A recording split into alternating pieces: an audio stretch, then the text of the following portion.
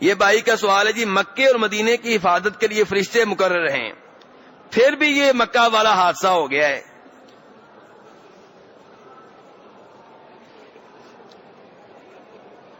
ہاں جی بھائی کا مسئلہ حل کریں میرے بھائی۔ اسی لیے ہم کہتے ہیں حدیث دھیان سے بیان کریں، یہ عقیدت میں محبت میں آپ جو اسلام کی طرف غلط باتیں منسوب کر دیتے ہیں نا، اس کا پھر یہ نقصان ہوتا ہے۔ اب مدینہ کے فضائل پہ، مکہ کے فضائل پہ غلط باتیں لوگ بیان کرتے رہیں گے، پھر عام آدمی پریشان ہو جائے گا۔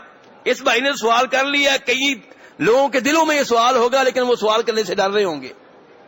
اس لیے ہم کہتے ہیں اسلام کی طرف صرف وہ باتیں منسوب کریں جو واقعی ثابت ہیں۔ یہ جعلی فضیلتیں، محبت و عقیدت کے نام پہ یہ روایات، من گھڑت روایات، یہ نہ بیان کیا کریں۔ تو بخاری مسلم کی حدیث میں اتنا آیا ہے کہ نبی علیہ السلام نے فرمایا کہ مدینہ کے بارڈرز پہ، مدینہ کے گیٹ پہ، مدینہ کے دروازوں پہ فرشتے ہیں۔ کون ہیں؟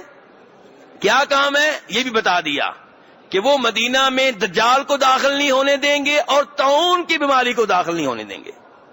کتنی چیزیں؟ دو، بس۔ یہ نہیں کہا گیا کہ یہاں پہ اور کچھ بھی نہیں ہو سکتا۔ فرشتوں کی یہ ڈیوٹی بتائی ہے اللہ تعالی نے، وہ بھی مدینہ کے لیے، کیا؟ دجال اور جی ہاں۔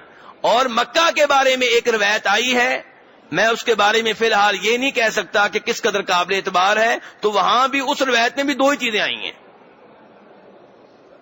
یہ نہیں آیا کہ وہاں پہ کوئی حادثہ نہیں ہو سکتا یا فرشتے جو ہے کرین کو گرنے نہیں دیں گے، ایسی کوئی بات نہیں آئی۔